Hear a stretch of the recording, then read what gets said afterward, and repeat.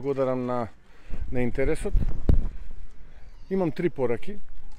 Првата порака е да ги повикам граѓаните во Македонија масовно да излезат и да гласаат, затоа што само на овој начин можеме да одлучуваме за нашата заедничка иднина.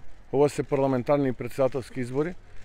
Масовната излезност е глас и одлука за иднината на нашите семејства и иднината на нашата татковина.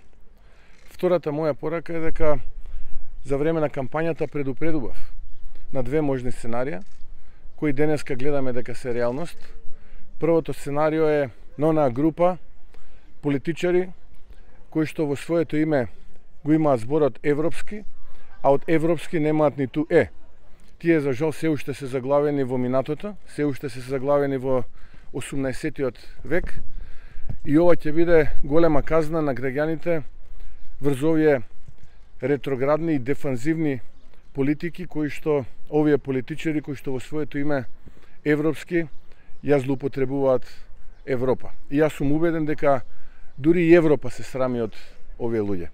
И третата моја порака е до вас новинарите, ви благодарам што бевте истрајни и издржливи во оваа 35-дневна исцрпувачка кампања, што објективно известувавте од сето она што се случуваше во овие 35 дена и ви посакувам успешна новинарска кариера во иднина. Ви благодарам. Ако имате прашања, ви стојам на располагање.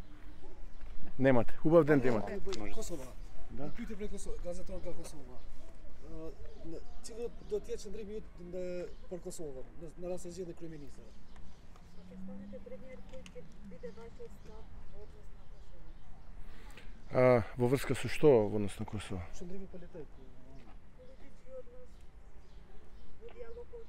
Ставот на Македонија кон Косово е многу јасен и не знам дали во Косово имате таа информација дека владата на ВМРО ДПМН ја призна независноста на Косово или уште верувате на лагите на Артан Груби и Али Ахмети.